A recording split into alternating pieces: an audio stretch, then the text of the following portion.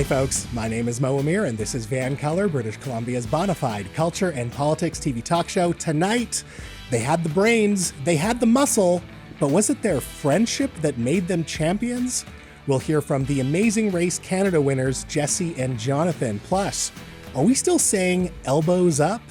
JJ McCullough will explain why maybe elbows up is a bad metaphor. But first, whether you see US President Donald Trump as entertaining, visionary, or repulsive, and I think some of us see him as a combination of all three, he's impossible to ignore. But here's a question for Canadians. Are we too obsessed with Trump? I know our first guest has something to say about this. A familiar face, a Canadian broadcasting legend, and the woman who first put me on the radio, Lynda Steele. Guilty. Lynda, hello. Guilty, I'm obsessed. Hello, Mo, how are you? So nice to have you back in the Oh Boy Studios. Thank you. It's super fun. And you know what? The subject matter, honestly, I have been down a Trump rabbit hole. And I don't know that I follow you on Twitter. Healthy for my, mental health. But I do think that we all need to be concerned. And someone said to me the other day, why do you care so much? Who cares? Just turn it off, skip over, scroll by.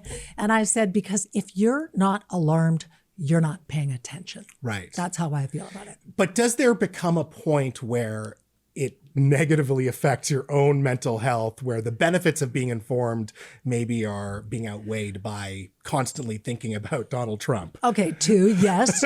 Yes, you're right that we should all, just for the sake of our own mental health, turn on a show about puppies or something. But on the other hand, we don't have the luxury of turning away and going, oh, it's just a crazy town south of the border and it doesn't impact us. And I'll just wait, and 3 years from now, well, guess what? 3 years from now, he might not go. He might want to run again. We might not even have the midterms. There are so many points that intersect with how Canadians are being impacted negatively that I think that it is selfish, in fact, to not care and not to pay attention. Interesting. So this is why I brought you on, because I am curious. Obviously, I follow the news as well. Yeah. I feel like we all have varying capacities of bandwidth to take in the news. So I just feel like for Canadians, for British Columbians, we have so much going on here that doesn't have much to do with Trump, that I'd love for people to focus on things that are happening in like BC and our own spending habits here, perhaps federally and but don't provincially. You see the connection? Because in BC, they're saying, oh, look at the deficit and the debt, and it's outrageous, and Amy's a terrible leader. But, connect the dots. There are connections to what's happening south of the border with our lumber industry. We got problems with the steel tariffs. Now we're talking about pharmaceutical tariffs. We've got automobile tariffs. And everything that may not directly connect to BC does indirectly impact all of us. And it's like whack-a-mole. And what do you deal with first? And BC pulled all the liquor off the shelves as sort of this is what we can do in the short term to fight back against Trump. And you know what? It's working. Alberta put all the booze back on the shelves. But if you read the information that's coming south of the border, some of these big American liquor distilleries are saying we're being crushed by BC and other provinces' response to going the elbows up kind of thing. Right. I guess where I'm more concerned about the Trump influence is the impact that he has on our culture and our political culture. Do you feel that as well, that 100%. He's actually had more of an impact in terms of how our political discourse follows through? 100%. People talk about the Maple MAGA. I think it's true. And what makes me sad, frankly, is that we have, and maybe it's a pendulum issue too, because maybe the pendulum swung too far to the left, too much, inclusion, too much support for certain things, certain groups of people, and people in the center and right were going, I'm a little uncomfortable. And so now we're going whoosh, and we're swinging, at least south of the border, way too far to the right.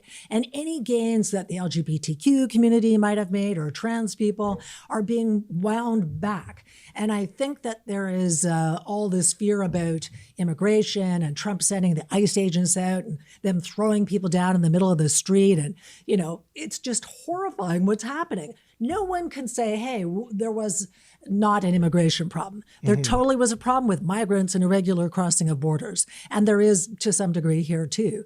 But the response and what's happening south of the border is so cruel.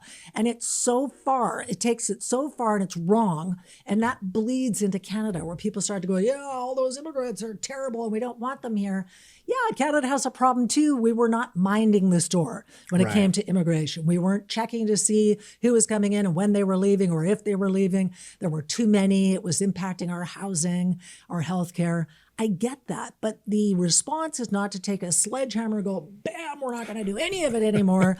Then the pendulum starts to go the other way. Yeah. So I think there's a little bit too much kind of nastiness, cruelty, and otherism going on here too. You've been very open. You've said, you have voted conservative in the past. And recently on the Ryan Jesperson show, you were talking about Alberta's government in particular, that you don't, really connect with that form of conservatism. Are you seeing that across the country, whether it's in BC or federally as well, that it's too Trumpian? I think so. And you know what? By the way, I did that podcast about my, observations about conservatism in Alberta since I've been in BC for the past 15 years.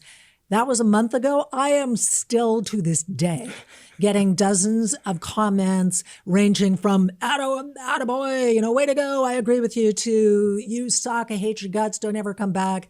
People fighting on my Instagram page over a simple comment going, hey, when I lived in Alberta, I think the parties were closer to the center. I do think that Carney is bringing us closer to the center, or the Liberal Party anyway, maybe even like swinging it out maybe a little bit right. So you would think conservatives would be pleased. But I don't know. I don't know what's happening now. The polarization, the nastiness. I think to myself, whether I'm watching Question Period in BC or watching the House of Commons, and they're all screaming and yelling and being performative, I'm thinking as a voter and as a Canadian, shut up and sit down. Sit down and stop spending so much time staring in the mirror, testing out your little quips and your, ways to get your opposition, and start working together for God's sakes. And I can't believe I'm saying this, but really for the first significant time in my adult voting life, I think if we can't figure this out, if we can't act civil, and if we can't work together, then we should go to proportional representation and to hell with it.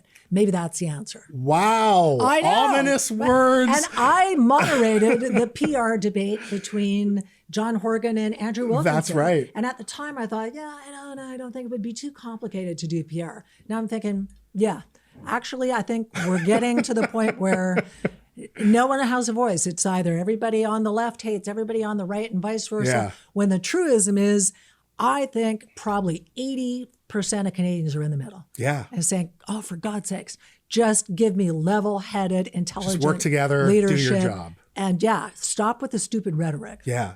Lynda, amazing. This is why I brought you on. I appreciate your time tonight. Thank you for letting me vent. And you are a great follow on Twitter. Oh, thank you. Thanks so much. Folks, of course, I cannot talk about her without mentioning how she took a chance on me and helped my media career. Of course, I will be forever grateful. And we miss her here at the Oh Boy Studios. That was the legend herself, Lynda Steele. Now, after some business, are you still saying elbows up? JJ McCullough says it was always a bad metaphor, and he'll explain himself up next.